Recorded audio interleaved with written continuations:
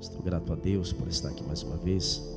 Agradecer ao pastor Arnaldo pela confiança, viu, pastor? Me sinto apertado. Glória a Deus. Agradeço a igreja por ter orado por nós, o ministério da igreja, qual Deus tem abençoado também.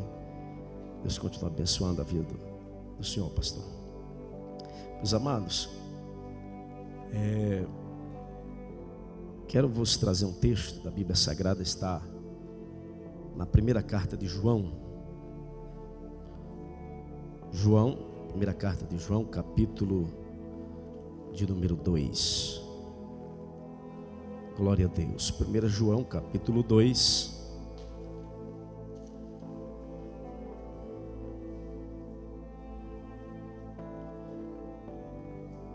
Glória a Deus. Versículo 15 ao 17. 1 João capítulo 2, verso 15 ao versículo 17 diz assim: não ameis o mundo, nem o que no mundo há. Se alguém ama o mundo, o amor do Pai não está nele. Porque tudo o que há no mundo, a concupiscência da carne, a concupiscência dos olhos e a soberba da vida, não é do Pai, mas do mundo.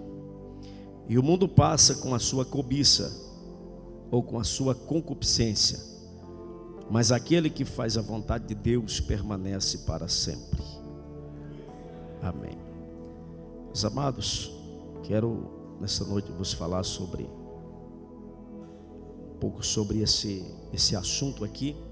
Sei que os irmãos já têm ouvido muito sobre isto, principalmente nos cultos de ensino, mas quero vos relembrar algumas coisas que com certeza vós já sabeis, mas quero lembrar a vós sobre um alerta para os últimos dias, um mal chamado concupiscência. Um alerta para os últimos dias, um mal chamado concupiscência ou cobiça, assim como a sua tradução assim traz. Mas antes de entrar no assunto, eu gostaria de fazer lembrar os irmãos algumas coisas, alguns movimentos, algumas coisas que têm surgido, que há muito tempo atrás, muitas delas antes de Cristo, mas que o Espírito que as impulsionou aos homens a trazerem à tona esses ensinos, essas ideias, é o espírito do anticristo, o espírito do mundo que não provém de Deus, que atualiza aí as suas ideias, os seus projetos. Eu gostaria de falar aqui sobre 3 movimentos. O primeiro deles chamado relativismo. O relativismo é uma teoria filosófica que se baseia na relatividade do conhecimento. Eles dizem que não existe nada absoluto, não existe nada concreto, tudo é relativo, porque sempre a ideia humana há de se descobrir algo e sempre aprimorar. Com isso nós sabemos que é uma ideia maligna para tentar deturpar a veracidade da palavra de Deus, dos ensinos do Senhor Deus Todo-Poderoso, através dos seus servos, através da sua palavra, até mesmo através da natureza, porque Deus se manifesta ao homem, diz o salmista, que Deus se manifesta através do universo. Os céus, as obras criadas manifestam a glória de Deus, a sabedoria de Deus. Então o relativismo, ele tem sido atual, parece que muito mais do que quando foi criado. O relativismo tem se intensificado em muitos lugares, por que não dizer no movimento cristão odierno, que tem se levantado para tentar mostrar ao mundo que o cristianismo precisa e deve estar unido, ligado ao mundo com as suas ideias, assim por diante, com as suas descobertas, de uma forma alinhada com seus ensinamentos. Mas o relativismo, nós sabemos que ele trabalha contra Deus. A palavra de Deus, ela encerra, quando Deus diz sim é sim, quando Deus diz não é não. Então, essa teoria do relativismo está mais patente do que nunca em muitos lugares. As pessoas, muitos não acreditam mais na veracidade da palavra de Deus, ou que a Bíblia precisa de uma renovação, de uma mudança, de uma adequação e assim por diante, porque a palavra de Deus, ela não é tão assim como dizem. Isto, a teoria do relativismo.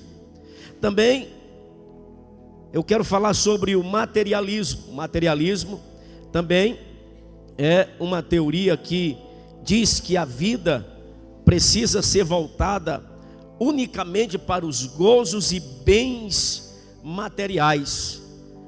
Quer dizer que a vida precisa encontrar-se na realização das coisas materiais. Precisa se encontrar naquilo que aparentemente pode se palpar, pegar, aquilo que é visto, aquilo que é palpável e assim por diante. O relativismo, ele trabalha contra a fé, ele trabalha contra os princípios de Deus. Mas também tem o hedonismo, e me parece que é um dos piores.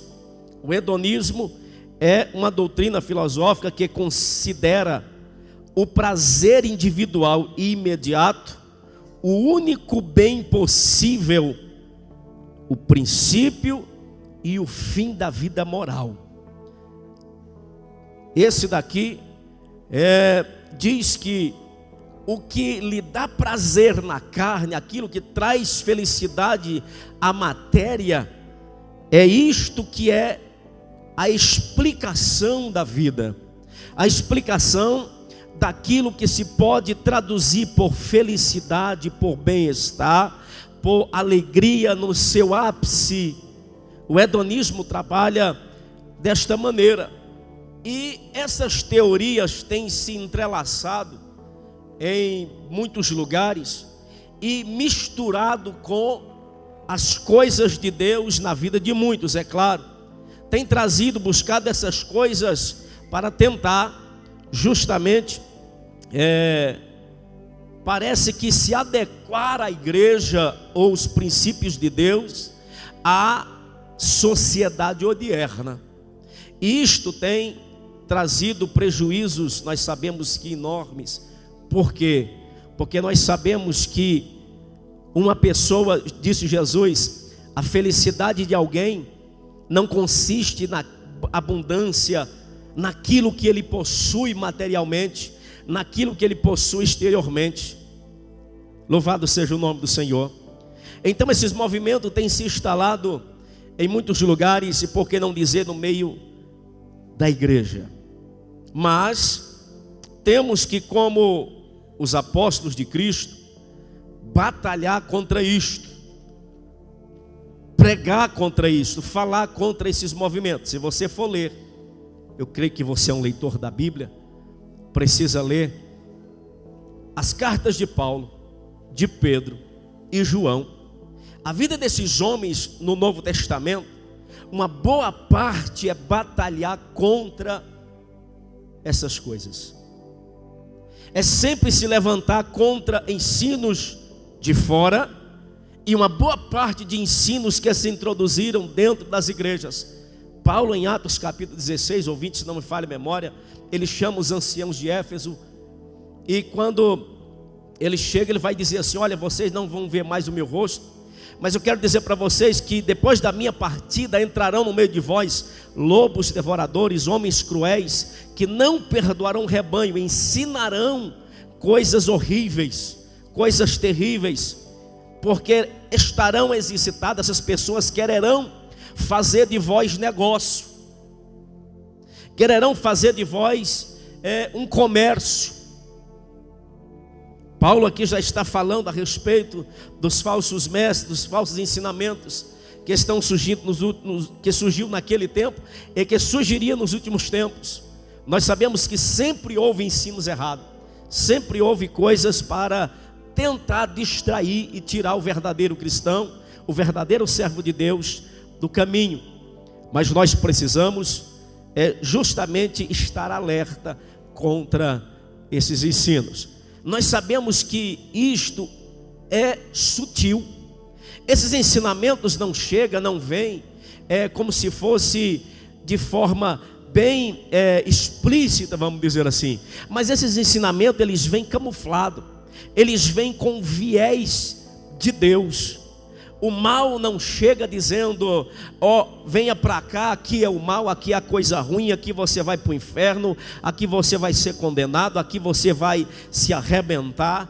O mal não chega desta maneira, principalmente, os falsos ensinos. Eles chegam com viés cristão, com viés de Deus, dizendo, aqui Deus está aqui, aqui Deus opera, Deus está conosco e assim por diante.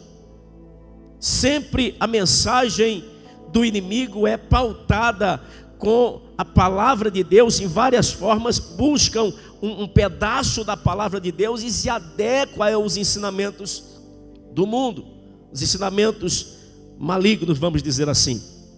Mas o cristão precisa estar alerta, precisa discernir as coisas, precisa discernir o que é que está embutido nas ações, o que está embutido no ensinamento, o que é que está embutido no hino, o que é que está embutido na teologia, assim por diante. Louvado seja o nome do Senhor. E com o advento da internet, nós sabemos que essas coisas parece que andam numa velocidade maior, porque chega em todas as casas, vamos dizer assim, ao mesmo tempo. Então nós vamos falar sobre um alerta para esses últimos dias, um mal chamado concupiscência, em algumas traduções cobiça. O que é concupiscência? Eu gosto do dicionário, pego no dicionário. O dicionário ele é maravilhoso, ele traz a explicação de uma forma bem sucinta. Alguém pode dizer, não, mas essa explicação é do teólogo fulano de tal, é da igreja. Mas eu gosto do dicionário, porque o dicionário ele é maravilhoso, ele traz de uma forma bem explícita para não ficar com dúvida, não é verdade? Vamos lá, o que é concupiscência, cobiça? A concupiscência é uma cobiça ou apreço, satisfação ou paixão, ou satisfação prazerosa por bens materiais, assim como também por qualquer coisa relacionada à sexualidade fora dos princípios bíblicos. Aí já traz aqui uma explicação bíblica. Fora dos princípios e padrões bíblicos. Concupiscência é libertinagem ou lascividade carnal. Significa ausência de regras e padrões morais. Isto é concupiscência. Por que que a Bíblia traz, principalmente os apóstolos, fala muito sobre esse assunto, fala muito sobre isso. Às vezes nós lemos um texto, mas não percebemos o quanto é falado no decorrer dos escritos sagrados. Nós sabemos que vivemos em um mundo que a Bíblia diz que jaz no maligno, um mundo que está a cada dia caminhando para a perdição, um mundo aqui que estou dizendo sistema e tudo o que está englobado nele.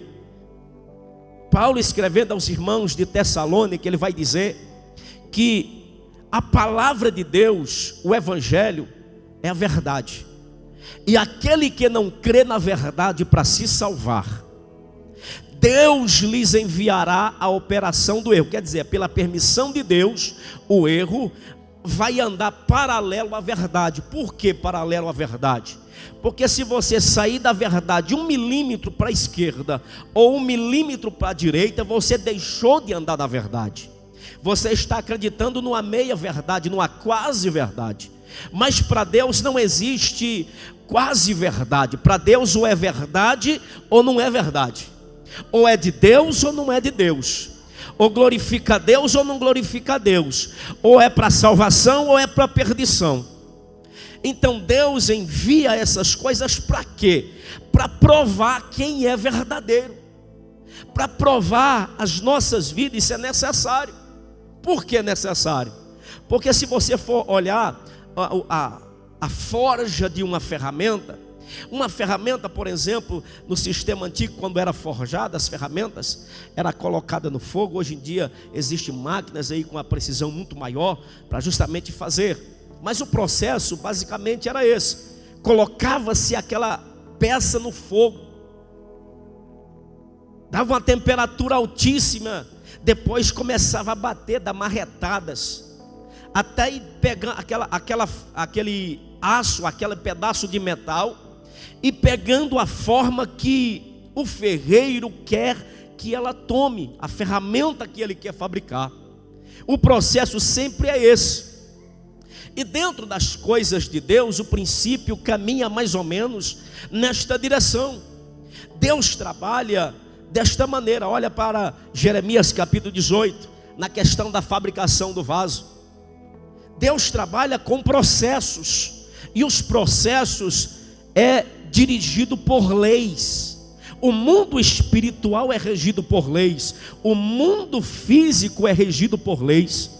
E nessas leis existem situações que precisam ser empregadas para que coisas, objetos, e no nosso caso pessoas, tomem formas que precisam ser tomadas. Na questão nossa cristã, nós precisamos ser forjados, precisamos passar por processos para justamente ser forjado a maneira de que Deus quer que nós estejamos. Por isso, Deus permite situações acontecer para que nós possamos justamente determinar aquilo que vamos ser.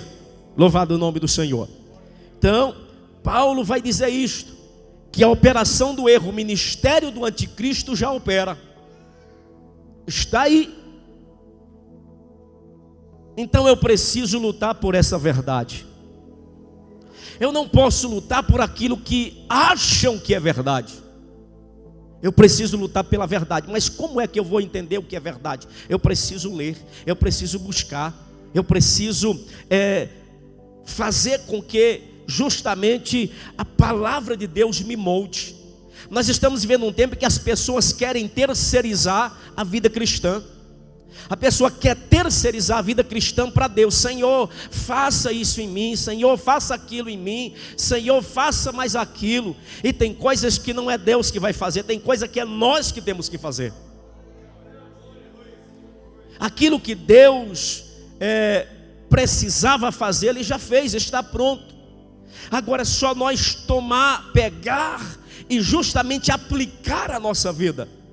E as consequências disto, Deus se responsabiliza, porque as consequências deixa com Deus. Louvado o nome do Senhor. Então, meus amados, precisamos prezar por essa verdade, prezar pelas coisas de Deus, amar a Deus acima de todas as coisas. Estamos vivendo o esfriamento do amor. Ainda ontem recebi, conversando com o irmão, ele me contando algumas situações de onde ele está, como que estão as coisas. Eu disse, irmão, mas é cumprimento da Bíblia. Quem lê a palavra está vendo se cumprir. Eu não posso permitir que essas coisas negativas, vamos dizer assim, se cumpram em mim. Eu tenho que lutar, você precisa lutar. Glória a Deus. A salvação é pela graça de Deus, é um dom de Deus pela graça, por meio da fé em Cristo Jesus. Mas o processo, se manter salvo, custa caro. Se manter como salvo, custa caro. A salvação não nos custou nada, foi dada de graça, pela graça, por meio da fé. Mas manter-se salvo custa caro. Você tem que renunciar, Você tem que tomar a cruz, você tem que seguir Jesus. Muitas vezes você quer ir para outro canto, mas a ordem é seguir Jesus. Muitas vezes nós queremos tomar um rumo diferente, porque achamos que é por ali que está certo, mas de repente nós sabemos que o Espírito nos orienta, dizendo: é por aqui que você tem que ir. Porque um cristão é aquele que está seguindo os passos de Cristo. Um cristão é aquele que está seguindo Jesus, está sendo discipulado por Cristo. Isso é cristão. Mas estamos vendo que o exemplo de cristão, pessoas que têm se chamado ou se aparentado como se fosse a referência para o cristianismo, têm negado a eficácia pelas atitudes, pelas obras. E os apóstolos vão nos dizer um pouco sobre essas coisas. Concupiscência é justamente essa satisfação, essa paixão prazerosa por bens materiais, por aquilo que é material. Isso aqui não quer dizer que nós não podemos desejar ter as coisas, não podemos ter o desejo de possuir algo, não, de forma nenhuma. Mas a questão é o que está em primeiro lugar. A questão é aonde está a primazia da nossa vida. Isso é que justamente faz a diferença. Louvado seja o nome do Senhor. A questão da concupiscência é justamente colocar outras coisas em primeiro lugar, buscar outras coisas. Nós vamos ver que a questão vai se aprofundando cada vez mais. A Bíblia vai falar sobre esse alerta para os últimos dias, esse mal chamado cobiça, concupiscência. A Bíblia vai falar sobre a concupiscência dos pensamentos. Efésios capítulo 2, versículo 3. Paulo vai dizer assim: entre os quais todos nós também antes andávamos nos desejos da nossa carne, fazendo a vontade da carne e dos pensamentos, e éramos por natureza filhos da ira, como também os outros. Paulo aqui está falando sobre a prática ou a vida cristã, que tinha alguém que entregou a vida a Cristo, que aceitou Jesus. Ele tem uma vida antes e uma vida depois. Esta vida antes, Paulo está dizendo aqui que nós, quando não servíamos a Deus, andávamos segundo a vontade, os desejos, as cobiças dos nossos pensamentos. Uma das coisas que nós precisamos entender é que nós vivemos primeiramente de forma espiritual. Por quê? Porque nós somos um espírito e uma alma que contém um corpo, que possui um corpo, não o contrário. Tem pessoas que acham que ele é um corpo, que tem uma alma e um espírito. O corpo é primeiro. Não é. Nós somos um espírito e uma alma que contém um corpo. Você pensa, você raciocina, você programa no campo da mente, no seu ser espiritual. Agora, quando você traz para o campo do seu corpo, aí você vai para a prática. Já foi projetado, já foi arquitetado. Louvado seja o nome do Senhor. Uma das lições do primeiro trimestre do ano de 2020, eu creio que alguns meus irmãos aqui vão lembrar, que foi batalha espiritual. Quem lembra desta lição? Batalha espiritual. Quem lembra? Ninguém? Alguns lembram. Uma das lições dizia assim: quem domina a tua mente? Quem é que domina a tua mente? Você. Aí você pode dizer: não, quem domina a minha mente sou eu. Em parte, sim. Mas biblicamente, quem deve dominar a tua mente é Deus. É o Espírito Santo do Senhor. Paulo escrevendo aos Gálatas: aquele que anda guiado pelo Espírito, estes faz a vontade de Deus. Esses são filhos de Deus. Quem é que domina a tua mente? Tem pessoa que acha, mesmo ele sendo cristão, acha que, não, eu pensei, eu acho que isso aqui está certo, eu posso fazer. Tudo bem, você como pessoa, você pode fazer o que você quiser fazer. Você como pessoa, indivíduo, você foi criado com livre-arbítrio, você pode fazer o que você quiser fazer. Pode. Como ser, você tem liberdade para fazer o que você quiser. Porém, você tem que estar ciente das consequências. E agora, como cristão, você tem liberdade para fazer o que você quiser?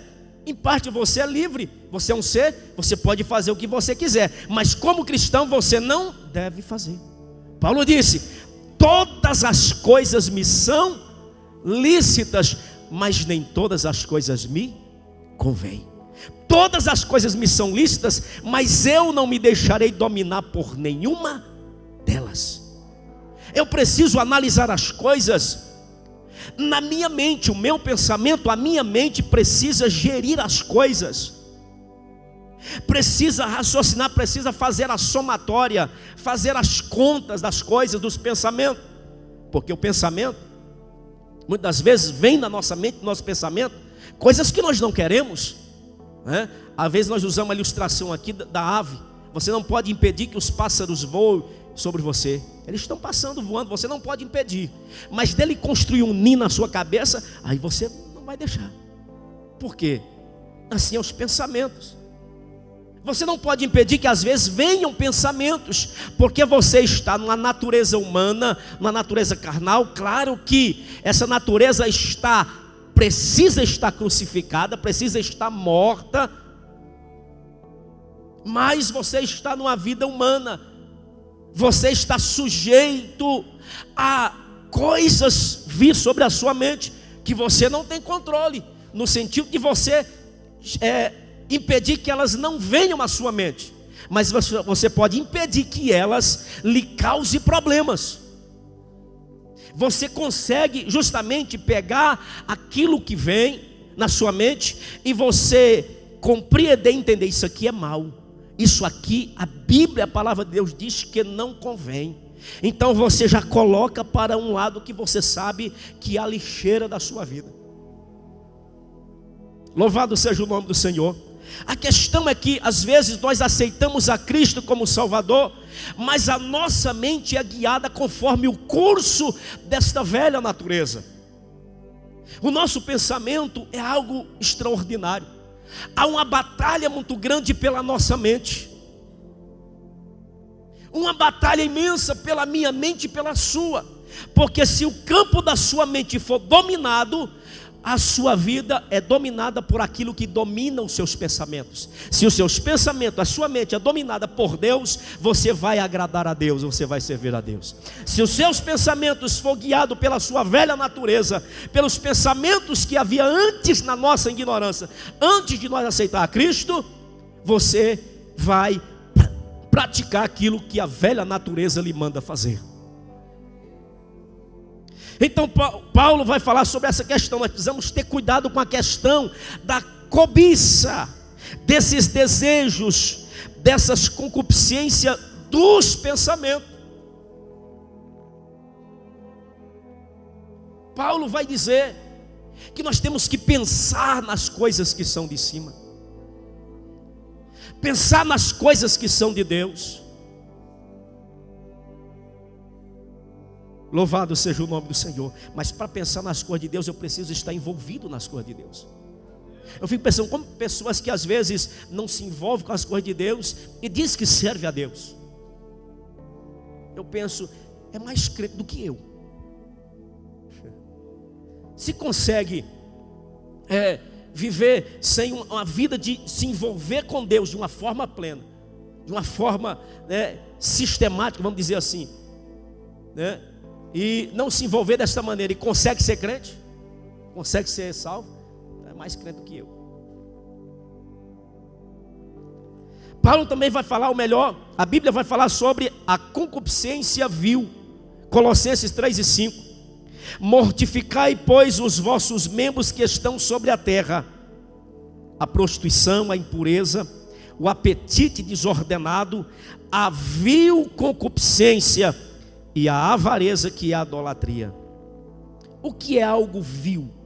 Vil, algo desprezível, algo sem valor. Tem desejo na nossa vida, coisa na nossa vida que não tem valor, que é desprezível. Não podemos de forma nenhuma andar servindo, dizendo que somos servos de Deus, e andar carregando um fardo da velha natureza de coisas que na verdade não tem valor, ou que às vezes isto na verdade tem um valor negativo para as coisas de Deus. Não podemos de forma nenhuma andar por isso. Paulo aqui está falando sobre alguns conselhos práticos sobre isso. Louvado o nome do Senhor. Ele está dizendo aqui: mortificai.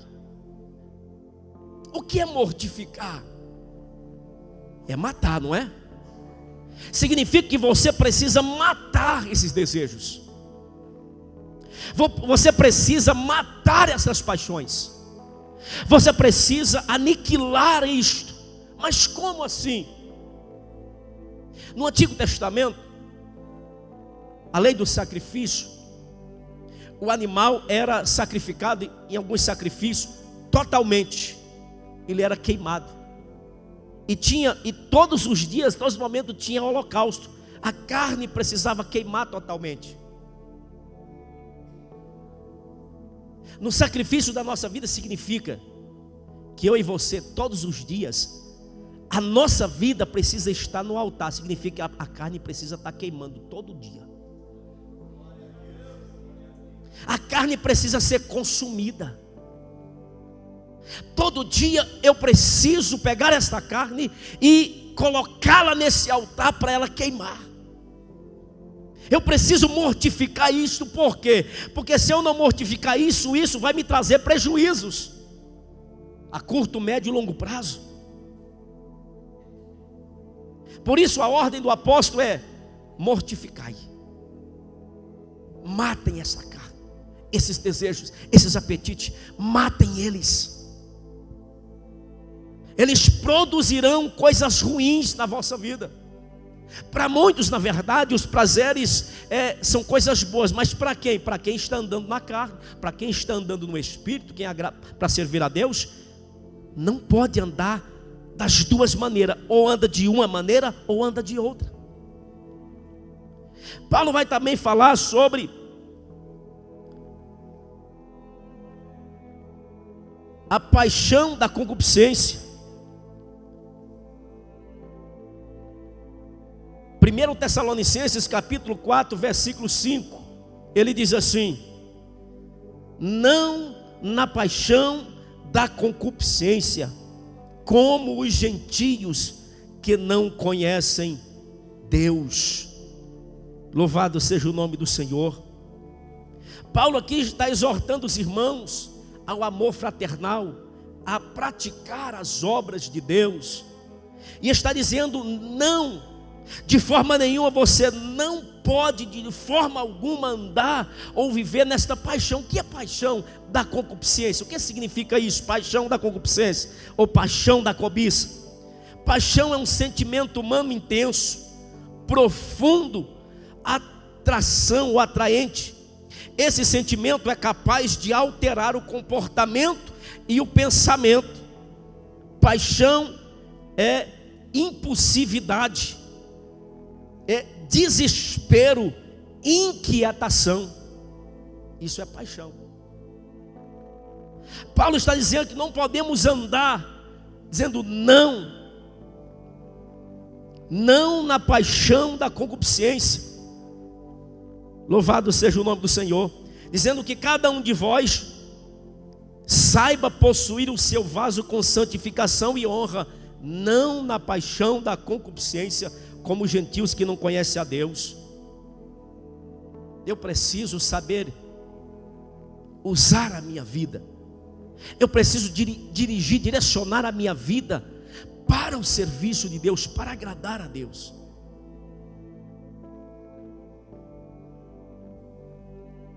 Às vezes nós aceitamos a Cristo como Salvador e Senhor da nossa vida, mas ainda essas coisas nos dominam. É claro que tem coisa que não acontece da noite para o dia, uma luta. Você precisa continuar lutando para se libertar. Você precisa continuar lutando para que isto não domine você, mas você domine esses desejos, essas paixões. Você domine essas cobiças que muitas das vezes, ou na maioria das vezes, ou porque todas as vezes, traz um mal terrível para a nossa vida. Louvado seja o nome do Senhor. Paulo também vai falar sobre loucas e nocivas concupiscências. Se o negócio já é ruim, aí é louca e nociva ainda. 1 Timóteo 6:9. Mas os que querem ser ricos caem em tentação e em laços, e em muitas concupiscências loucas e nocivas que submergem os homens na perdição e ruína. Loucas e nocivas concupiscências. Paulo aqui não está condenando de forma nenhuma a riqueza. A Bíblia diz que a riqueza é de Deus. As pedras preciosas são de Deus. A terra do Senhor, toda a sua plenitude pertence a Deus. Tudo pertence ao Senhor. Interessante que Paulo vai dizer que tudo é para a glória de Deus. Tudo foi criado por Ele, para Ele, sem Ele nada do que foi feito se fez. E depois ele vai dizer que tudo é de Deus, tudo é para Cristo, para o louvor dele. E ele no final diz: e tudo é vosso.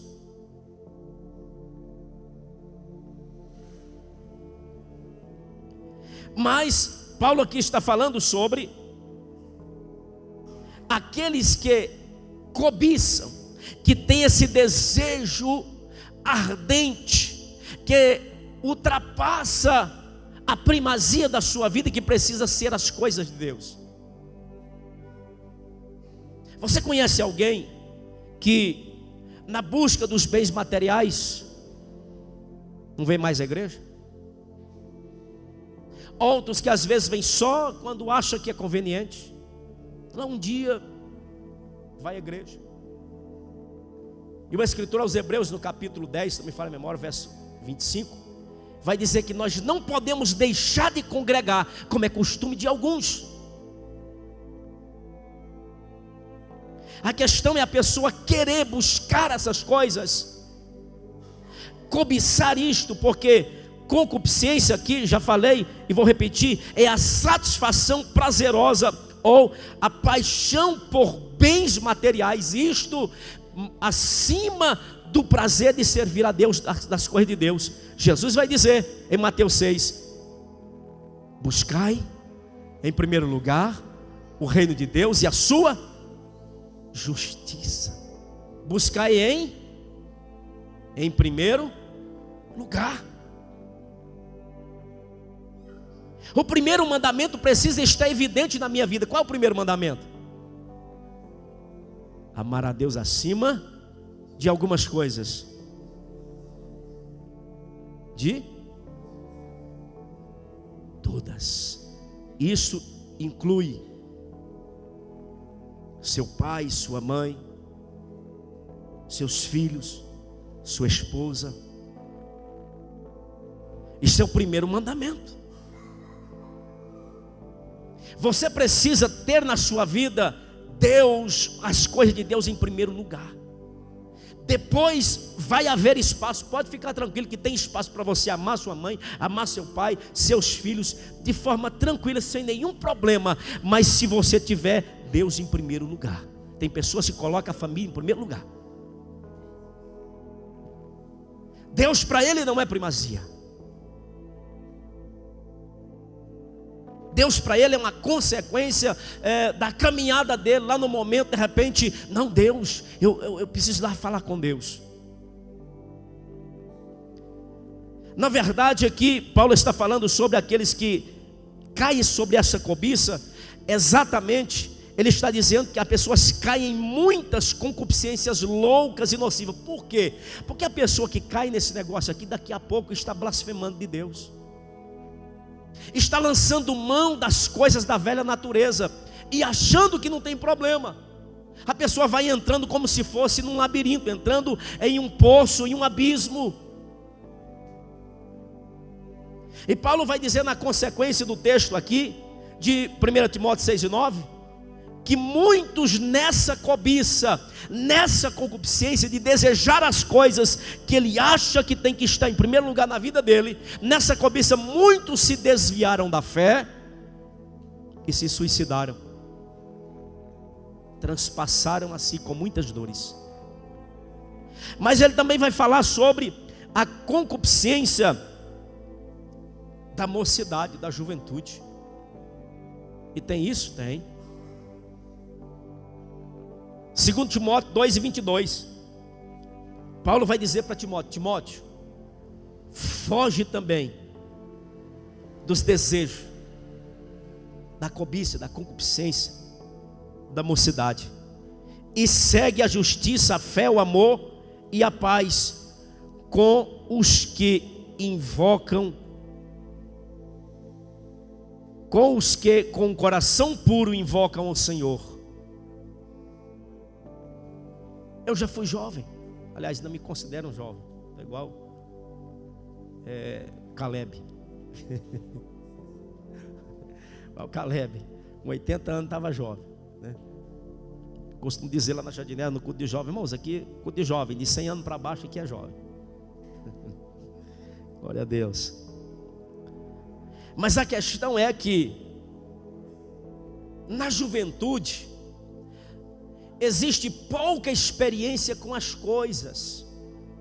Então há uma pressão maior, vamos dizer assim, na questão sobre as coisas. E Paulo está dizendo aqui para Timóteo fugir desses desejos da mocidade. Foge desse negócio. Significa que não é Deus que vai vir pegar Timóteo e tirar. Significa que é ele que tem que decidir: não, daqui eu estou fora, eu vou sair para cá. Não vou nesse, eu vou para cá. Não vou andar aí. Aí tem um texto lá de João que está acima dos versículos que nós lemos, 1 João 2, nós lemos o 15, os versos anteriores. João vai falar sobre os jovens: jovens, eu vos escrevi porque sois fortes. Aí o jovem pensa: não, o jovem é forte. João ali está falando do jovem forte, aquele que conhece a Deus, que conheceu a Deus, que entende quem é Deus. Esse é que vence o maligno. Aí o jovem acha que o jovem é forte e vence o maligno. Na questão espiritual, não é quem é jovem ou quem é velho, não. Vence o maligno quem tem Deus na vida, quem tem poder de Deus na vida. Não é quem tem de menos idade. A questão é que as pessoas acham que o jovem é forte e vence o maligno. Mas olha aqui, Paulo dizendo sobre a cobiça, o desejo da juventude. Eu sei como é que é o negócio. Você tem que decidir fugir. Você tem que fazer como José. José teve todas as oportunidades, quem sabe você teve na vida e você tem. Mas José decidiu fazer o quê? Decidiu fugir de todas as coisas que chegavam para ele, que não estava conforme os projetos de Deus para ele. Não estava conforme a fé que ele tinha em Deus. Aí nós ficamos vendo: jovem, vocês sois fortes, já venceste o maligno. Mas João está dizendo daquele que conhece o Pai, daquele que tem conhecido a Deus. Conhecer a Deus aqui é ter relacionamento, é você ter intimidade com Deus. O jovem que vence o maligno é aquele que tem intimidade com Deus. Porque se não tiver intimidade com Deus, cai nos desejos da mocidade, cai nessas cobiças e não tem conversa. Mas precisa se entregar a Deus verdadeiramente. Louvado seja o nome do Senhor. A palavra de Deus também vai nos falar sobre várias concupiscências. 2 Timóteo 3:6. Porque deste número são os que se introduzem pelas casas e levam cativas mulheres nécias, carregadas de pecados e de várias concupiscências. Paulo aqui está falando sobre a extrema corrupção nos últimos tempos. Está falando aqui não para pessoas do mundo. Observe que os ensinamentos do Novo Testamento e sempre do Antigo Testamento não está falando para nações ou povos que não é o povo de Deus. Aqui está falando para a igreja, para o povo de Deus, para quem serve a Deus. E Paulo, nos versículos anteriores do capítulo 3, o versículo primeiro a seguir, Paulo vai falar: sabes, porém, isto, que nos últimos dias sobrevirão tempos trabalhosos, porque haverá homens amantes de si mesmos, presunçosos, avarentos, blasfemos, desobedientes, irreconciliáveis, sem afeto natural, sem amor para com os bons, traidores, obstinados, orgulhosos, e assim por diante. Está falando sobre os últimos tempos, e ele vai falar: destes são, porque destes são números daqueles que se introduzem pelas casas,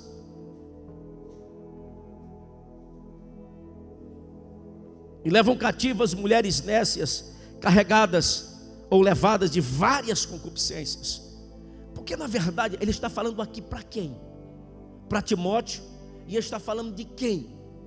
Da igreja, do movimento cristão ou do cristianismo do seu tempo, que já naquele tempo muitos já tinham se desviado da fé, ou muitos que onde Paulo pregava, depois eles vinham despregando aquilo que Paulo pregava, os falsos mestres, aqueles que misturaram os ensinamentos, né? Os ensinamentos apostólicos com as filosofias, achando que isto ia resultar num super evangelho,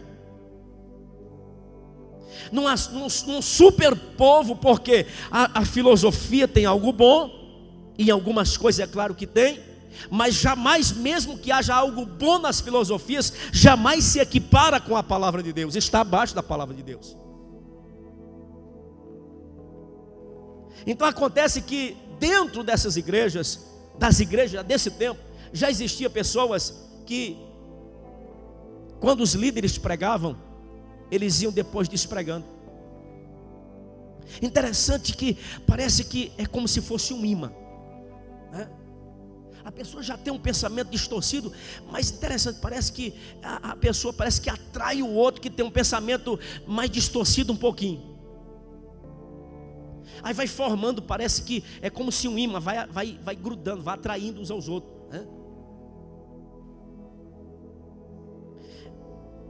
Interessante que as pessoas que se envolviam nessas coisas, as pessoas que na verdade não prezavam pela questão de uma vida ilibada na moral, um caráter ilibado, uma moral que o mundo pode olhar e dizer: é um santo homem de Deus,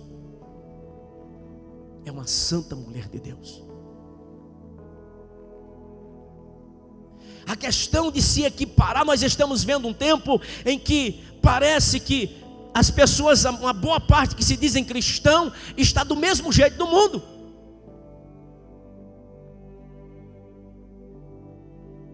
Pedro vai dizer que nós devemos ser santo em algumas das nossas maneiras de viver.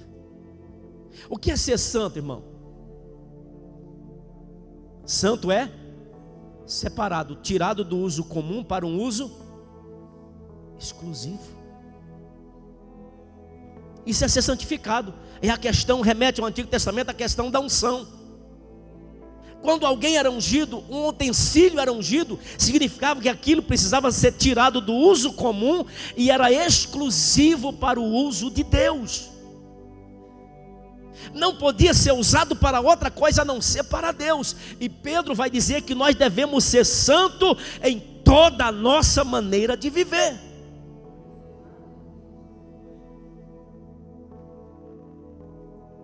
Nós estamos vivendo um tempo em que as pessoas querem copiar tudo.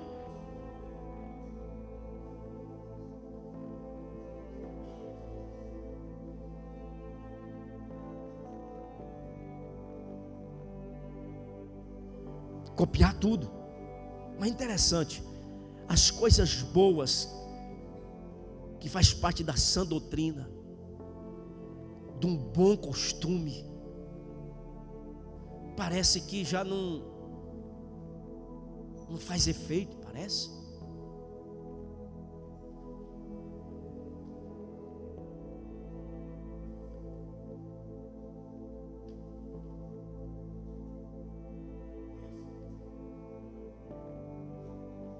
Pessoas que na verdade dizem servir a Deus, mas está vivendo uma vida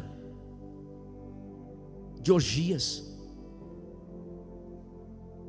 As reuniões nas casas, que agora é o seguinte, a pessoa não tem mais prazer de ir na escola bíblica. Aí para recuperar o tempo de estar, são reuniões sociais. Não estou dizendo aqui que você não pode reunir na casa do irmão e lá se confraternizar com ele, né, comer um churrasquinho, é muito bom. É claro que é. A questão é que nesses ajuntamentos as pessoas justamente aí saem palavreados indecentes, comentários indecentes. Aí a questão fora do convívio da igreja, aí a pessoa desabrocha. A pessoa fala. E Paulo vai dizer que as palavras torpes da nossa boca nós devemos evitar. Quando vós reunis, não tem salmo, tem hino, tem cântico espiritual, nós devemos nos reunir para falar das coisas de Deus. Mas essas pessoas, quando é levada por essas coisas, parece que aquilo que está errado, parece que busca outra coisa errada. É um abismo chamando outro abismo. A pessoa, quando não crê piamente no Evangelho, na palavra de Deus, pode ter certeza que ele vai crer em algo paralelo. E esse paralelo vai levar ele justamente para um lado terrível. Porque a operação do erro, irmãos, é algo que está paralelo, quase igual, idêntico. Lembra do joio? O joio é parecido com o trigo. Me lembro quando trabalhava na lavoura, plantávamos arroz, e lá na região onde a gente plantava, chamava os brejos, né? As regiões mais baixas, tinha o arroz e tinha um capim chamado capim-arroz. O capim-arroz, quando o arroz estava pequeno, você não conseguia decifrar de forma nenhuma quem era arroz e quem era capim. Na dúvida você olhava, parece, não, mas está idêntico, então deixa. A questão, quando ficava maior, aí a cor ia mudando. Aí você percebia, o arroz começava no sentido, né, começava a emborrachar, são palavreados lá da roça. Começava a emborrachar, né, começava o cacho começava a subir, depois ele sai. Antes do cacho sair, você conseguia diferenciar o capim-arroz, mas antes não. A questão é que o sistema do anticristo, ele caminha paralelo. Parece, mas tem algumas coisas que parece que não se encaixa, mas vai indo. A questão é no final. Eu sempre digo lá na Jardinésia, nada melhor do que Deus e o tempo. Deixe Deus trabalhar e dê tempo, que vai aparecer. O que é bom fica melhor, e aquilo que é ruim piora.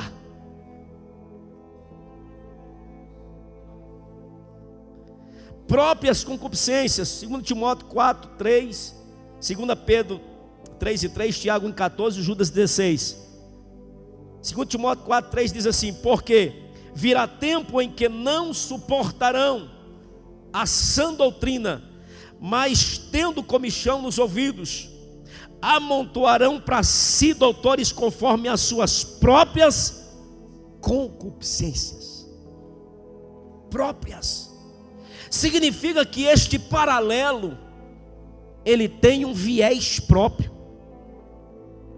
tem uma doutrinação própria. regras próprias, apesar de pegar algumas coisas que parece que é de Deus, que na verdade parece se adequar àquilo que lhe é próprio, mas na verdade ele tem um viés próprio. Existe algo próprio que lhes domina. Eu digo para os irmãos aqui, eu nunca ouvi uma palavra dura na igreja. Aquela palavra foi dura demais, meu Deus do céu, porque aquela palavra de repente falou com algo na minha vida. Aquela palavra veio de encontro a algo que eu precisaria mudar. Eu preciso glorificar Deus e dizer: Senhor, eu te agradeço pela oportunidade que o Senhor me dá de rever os meus conceitos diante da veracidade da tua palavra. Mas a questão é que existem essas duas reações: a reação daquele que é verdadeiro e a reação daquele que não é. A ovelha baixa a cabeça, se humilha. O bode quer dar cabeçada, quer. O lobo arregando os dentes, quer morder. Mas a ovelha não. A ovelha, ela se curva, ela aceita, porque ela sabe que aquele que a está conduzindo sabe o que lhe é melhor, sabe o que vai ser melhor para ele hoje, amanhã, daqui quantos anos for necessário, e sabe porque ele está de olho na eternidade também. Louvado o nome do Senhor. Vai falar sobre concupiscências mundanas, Tito 2:12, ensinando-nos que, renunciando à impiedade e às concupiscências mundanas, vivamos nesse presente século uma vida sóbria, justa e piamente. Nós precisamos renunciar a essa gama de coisas mundanas que vem contra a igreja, contra os ensinos de Cristo, contra a verdade da palavra, contra a sã doutrina, bons costumes. Eu não preciso a igreja e o pastor dizer para mim ou para aquele que é fiel o que é um bom costume, porque ele sabe o que é bom costume.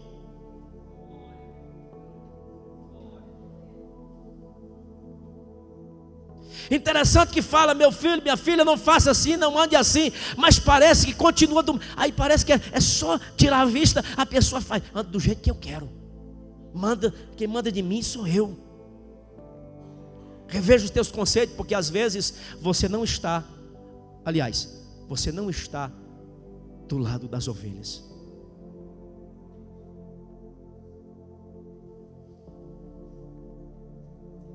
Não precisa só ler a Bíblia. Não precisa a igreja montar um painel de normas para saber o que é certo, o que é errado dentro de uma conduta moral. Não precisa, porque a Bíblia traz tudo para mim. Mas a questão é que as pessoas não lêem a Bíblia, e quando é ensinado acha ruim.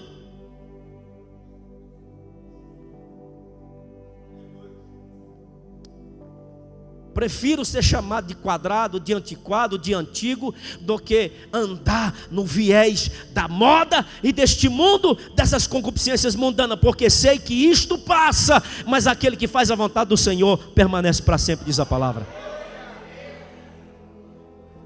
Não precisa ficar falando. Agora observamos que a igreja, os pastores, a liderança, parece que traz um peso, está carregando, a pessoa está dizendo: não faça isso, não faça mais aquilo. Se a pessoa tem a Bíblia em casa, mas parece que não lê.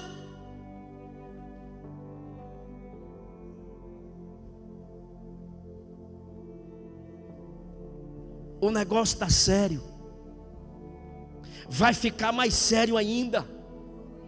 Que quanto mais se aproxima a volta de Cristo, a tendência das coisas que caminham para a perdição é se intensificar.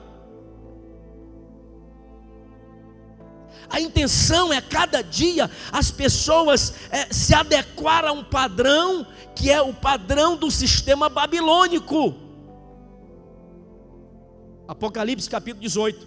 Tudo aquilo, seja um sistema religioso, filosófico, familiar, social, seja qualquer tipo de sistema, de norma, de regra, que não está enquadrado dentro dos princípios da palavra de Deus, está enquadrado nesse sistema chamado Grande Babilônia, que ou mais cedo ou mais tarde vai dar as mãos a alguém.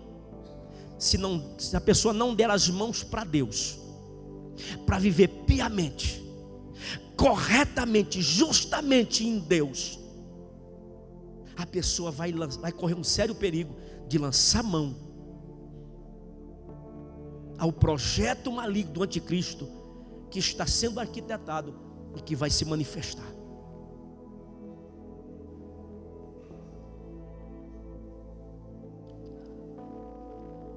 Louvado seja o nome do Senhor. Interessante.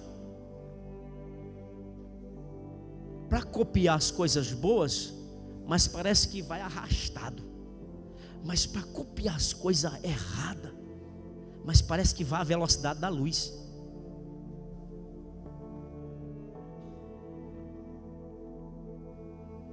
É um negócio que só Jesus na causa, né?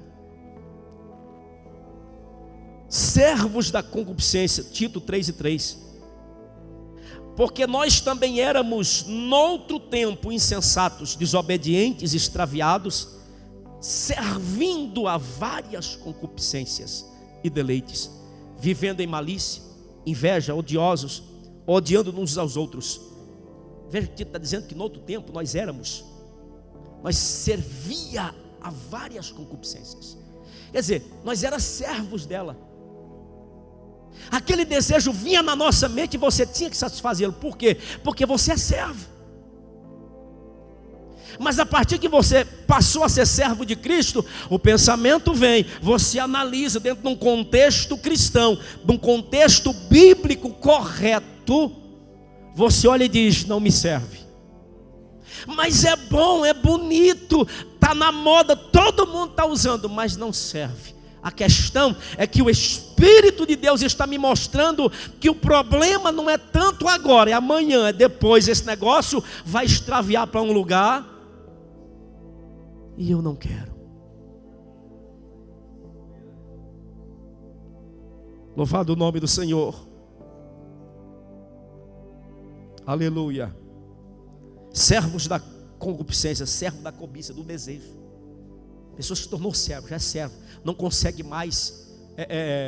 Era dominado quando estava no mundo, aceitou a Cristo, mas mesmo assim não mortificou, não matou esses desejos, não colocou esses desejos no altar do holocausto para queimar diante de Deus. Agora esses desejos estão sendo o quê?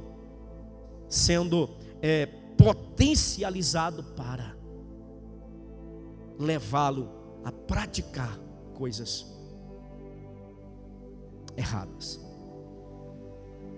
Que Deus nos guarde, que Deus nos ajude a continuar servindo a Deus, conformando com a natureza de Deus, a piedade, conformar a piedade.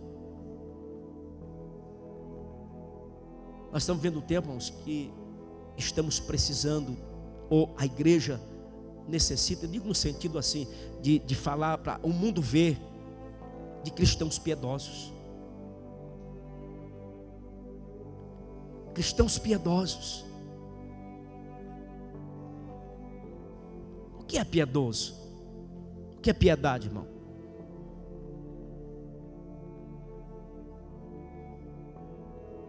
O que é piedade?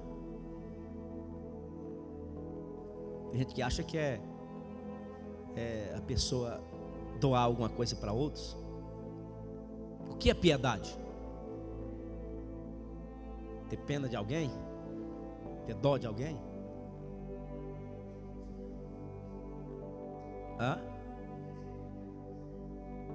Ser justo. Piedade é amor, zelo por aquilo que é sagrado.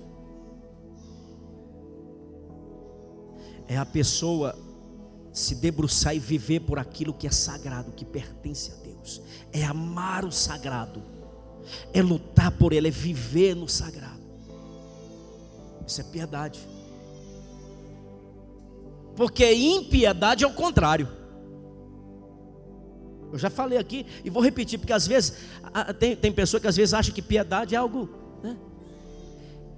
O que é impiedade? A impiedade é o contrário, é a pessoa que Santa Ceia para ele, vou lá. Um culto de oração, vou lá. Dobrar o joelho e ficar lá, abrindo a boca, cansativo e tal. A pessoa não ama. E se você faz algo dizendo para Deus e você não ama, você está oferecendo sacrifício de tolo. Você está mentindo. Agora deixa eu perguntar, alguém mente para Deus? Pode mentir para os homens, para Deus não. Ímpio, que a Bíblia diz, é aquela pessoa que se diz religiosa, pode ter o nome de crente, batizado nas águas, evangeliza, prega, é até usado em dons,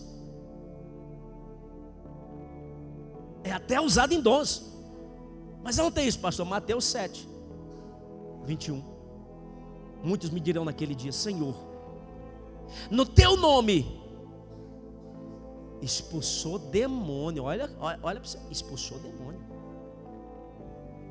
fez maravilhas, pregou o evangelho. Pregamos em teu nome. Sim, pregou no meu evangelho, pregou. Aí ele vai dizer: mas não vos conheço. Senhor, mas por quê? Pregamos, fizemos muita coisa. Apartai-vos de mim, vós que vivia na impiedade, na prática do pecado.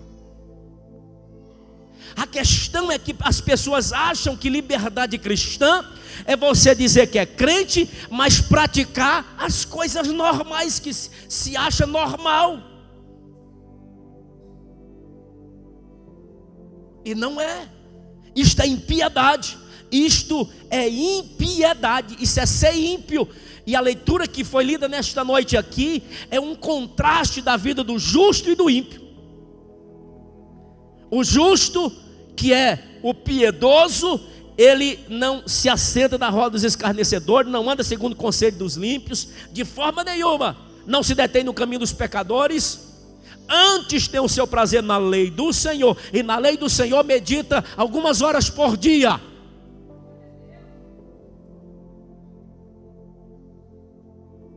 É algumas horas por dia, irmão? Medita na lei do Senhor de dia e de noite. Significa que a sua mente não desliga das coisas de Deus, momento nenhum. Nós temos no Novo Testamento, em Lucas capítulo 2, duas pessoas extraordinárias que nos dão um exemplo grandioso no Novo Testamento: Simeão e Ana. Em meio à corrupção daquele tempo, em meio à situação que estava o povo de Israel, diz a Bíblia que lá existia um homem chamado Simeão, justo, temente a Deus, fiel, e que tinha o Espírito Santo, diz o texto, cheio do Espírito Santo e de esperança. E foi-lhe revelado que ele não morreria sem antes os seus olhos verem o Salvador.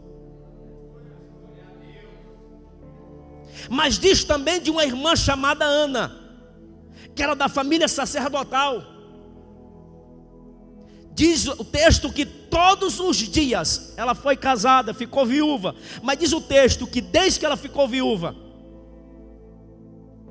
ela não apartava do templo, dia e noite, em jejum, oração, rogos e servindo a Deus todos os dias. Tem pessoa que acha que é um martírio vir para a igreja terça, quinta e domingo. não prestava para ser crente da igreja primitiva. Atos capítulo 2. Todos os dias se reuniam no templo e nas casas.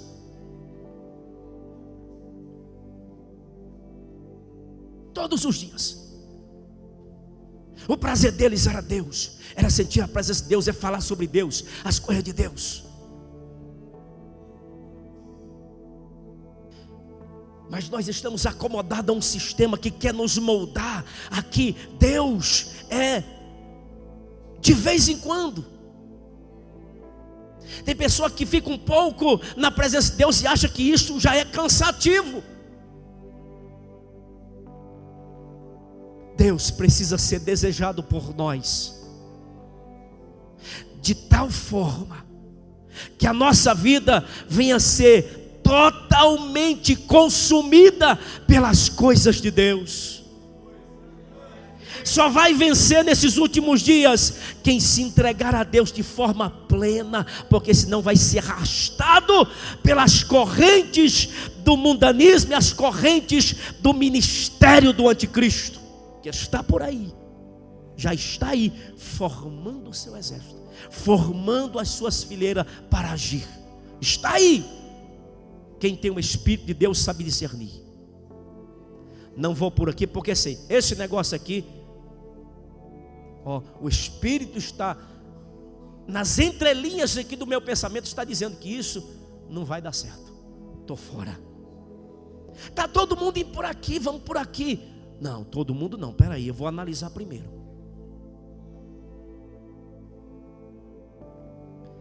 Muitas pessoas têm sido levadas por esses desejos. E nesses desejos tem perdido o itinerário. Tem perdido o itinerário. E Deus tenha misericórdia de nós, da igreja do nosso tempo. A apostasia, o esfriamento do amor. Não podemos conformar com esse tempo. Não se conforme. Envie somente a igreja terça, quinta e domingo. Faça em casa, ore em casa, busque, vá na congregação, faça algo para Deus. Gaste o seu tempo na obra de Deus. Gaste o teu tempo em servir a Deus.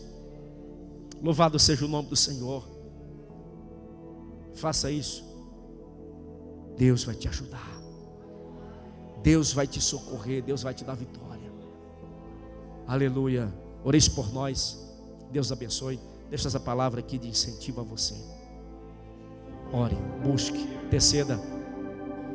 E a sua vida, você precisa levá-la para Deus. Você precisa direcioná-la para Deus. É você, não é outra pessoa. Não é Deus que vai vir pegar você e vai arrastar você. Não é o anjo que vai arrastar você. É você que precisa caminhar. Isso é liberdade. Isso é amor. Louvado seja o nome do Senhor. Ficar de pé. Fica de pé em nome de Jesus. Glória a Deus. Deus é bom. Deus é maravilhoso. Glória a Deus. Seja fiel ao Senhor. Tempestade vai passar. Tempestade vai passar. Os tempos de bonança vai chegar. A luta está intensa, não está?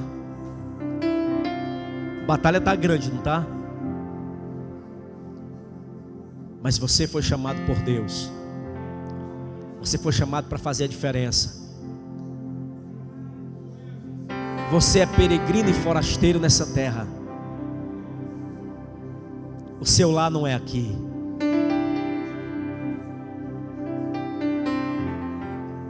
A nossa pátria está no céu, diz a palavra. Para onde estamos caminhando e a fé nos direciona para lá. O caminho foi aberto, é Cristo. Nós estamos andando por Ele. Nos diz que o céu é logo ali. Aleluia. Jesus está voltando para buscar a igreja. A igreja precisa desejar. A igreja precisa desejar ardentemente a volta do noivo. Precisa acordar, porque muitos estão dormindo. Precisamos acordar, não permitir que esses pensamentos, essas concupiscências nos façam dormir, que nós percamos a percepção do céu. Nós não podemos perder a percepção do céu, não podemos perder a percepção o quanto ser cristão é maravilhoso. Nada neste mundo pode nos atrair, aleluia, mas somente Cristo. Cristo que tem que nos atrair, é Jesus que tem que nos atrair. Nós precisamos olhar para Ele e desejá-lo cada dia mais. Nós precisamos olhar para o céu e desejá-lo cada dia mais. Nós precisamos olhar para a nossa herança no céu e desejá-la cada dia mais. Aleluia, bendito seja o nome do Senhor. Aleluia, bendito seja o nome de Jesus. Oh, glória a Deus. Senhor, meu Deus e meu Pai, em nome de Jesus. Ó Senhor, Tu sabes, Deus, Tu conheces, Senhor. Oh meu Deus, Tu conheces a vida desse Teu filho ou Tua filha. Tu sabe o quanto ele tem lutado contra esses males, contra esses pensamentos, contra essas coisas que querem o destruir, o levar para trás, o levar para tirar a mão do arado e retornar. Tu sabe o quanto, Senhor, o Teu filho, a Tua filha tem buscado, meu Deus, em oração. Mas muitas das vezes, Senhor, parece que não tem surtido efeito, parece que às vezes não tem dado resultado. Mas a palavra diz que a oração do justo é levado à presença de Deus, em salva, em taças de ouro pelos anjos, e é depositado no altar do incenso celestial. Aleluia, no tempo certo a resposta vem, no tempo certo a vitória chega, no tempo certo, ó, o Senhor se levantará, meu Deus, como o Senhor fez com Jó. Ele disse: estou cheio de certeza que o meu Redentor vive, e Ele vai se levantar sobre a minha causa. Bendito seja o nome do Senhor. Meu Deus e meu Pai, ajuda o Teu filho, a Tua filha a vencer, porque o mundo, Senhor, tem, meu Deus, lutado contra a igreja. O mundo tem lutado contra o Teu filho, a Tua filha, tem tentado nos abater, mas o Senhor garantiu na Sua palavra que as portas do inferno não prevalecerão contra a igreja. As portas do inferno não vai prevalecer, mas a igreja, mesmo que parecendo que não está caminhando, mas ela está caminhando, ela vai vencendo, ela vai vencendo, ela vai marchando em direção ao céu. Ó grande Deus, em nome de Jesus, Senhor, aleluia, perdoa o Teu filho, a Tua filha, que nesta noite, Senhor, diante desta palavra, percebeu que tem sido iludido pelas cobiças, pelos sentimentos, e nesta noite está pedindo perdão, Senhor. Deus, em Cristo Jesus, perdoa o Teu filho, a Tua filha, salva o Senhor desta situação, e leva o Senhor a trilhar uma vida reta diante de Ti. Meu Deus e meu Pai, em nome de Jesus, ajuda-nos, ó Senhor, nos ajuda, Deus, a caminhar mais e mais em direção a esta morada eterna, que é o nosso lar. O mundo jaz no maligno, diz a palavra. Um dia nós retornaremos para herdar aquilo que é nosso. Não precisamos cobiçar as coisas, não precisamos desejar as coisas de tal forma que venhamos suprimir o desejo das coisas de Deus. Um dia nós vamos retornar e vamos herdar todas as coisas, porque a palavra diz que somos herdeiros de Deus e co-herdeiros com Cristo. Aleluia, bendito seja o nome do Senhor. Vai valer a pena, bendito seja o nome de Jesus. Pai, Socorre o teu filho, a tua filha, abençoa, dá vitória, Senhor, em tudo. Nos livra, Senhor, deste presente mal, Senhor, e nos dê força para resistir, meu Deus, e continuar firme. Bendito seja o nome do Senhor. Pai, te pedimos, agradecemos no nome de Jesus. Amém.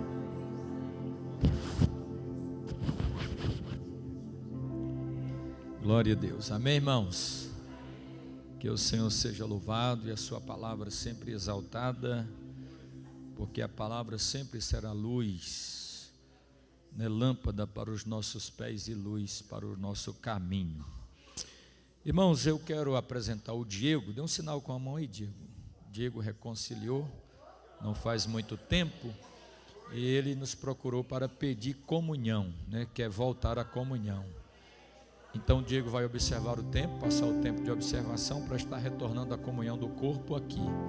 A igreja pode dizer um amém por isso? Deus abençoe, fique firme, vai dar certo. Nós vamos agradecer a Deus. Eu quero dar uma rápida palavra com os dirigentes de congregação, rapidinho, vocês fiquem aqui, depois eu vou reunir com os obreiros. Então os dirigentes de congregação ficam um pouquinho, dar uma rápida palavra com vocês. Amanhã nós temos cultos nas congregações. Quinta-feira é a continuação da campanha Rompendo Obstáculos. Estamos na quarta quinta-feira com este tema. E sexta-feira temos vigília. Sábado vai uma caravana para Campina Verde. É a inauguração do novo templo ali em Campina Verde. Quem quiser ir participar, é pertinho, 75 quilômetros. A única coisa boa que talvez não vai ter é porque eu vou ser o pregador lá e vocês vão me ouvir de novo. Estão acostumados a me ouvir todo dia aqui, né? Mas quem quiser ir, Então a caravana vai no sábado. E domingo temos então a nossa escola bíblica dominical normal. E culto à noite, nosso grande culto de ceia, de Santa Ceia.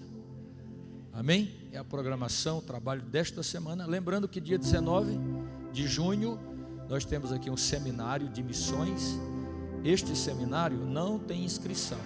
Geralmente todos os seminários a gente pede aos irmãos uma taxa de inscrição para ajudar na despesa. Mas este, como nós temos a intenção de despertar cada vez mais o coração da igreja para a obra missionária, nós vamos trazer esses obreiros, 2 obreiros, é o secretário nacional de missões no Brasil, Saulo Gregório, é o secretário do Sename, Secretaria Nacional de Missões, e vai estar também ministrando, são 2 plenárias, pastor Antônio Araújo, ele foi missionário 10 anos no Egito, vai estar retornando agora em julho para visitar várias famílias na Europa e na África,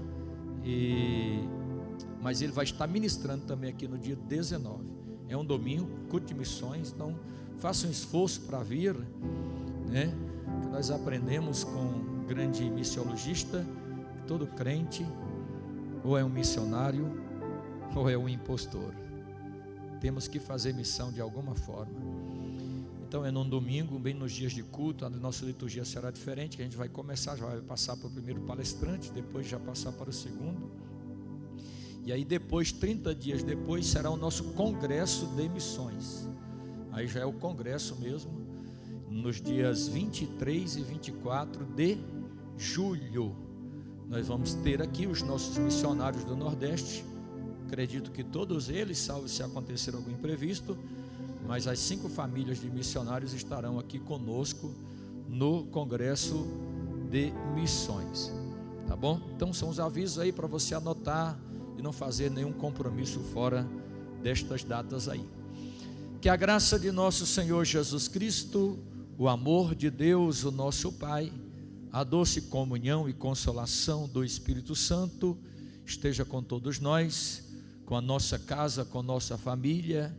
E unidos nós dizemos amém. Amém.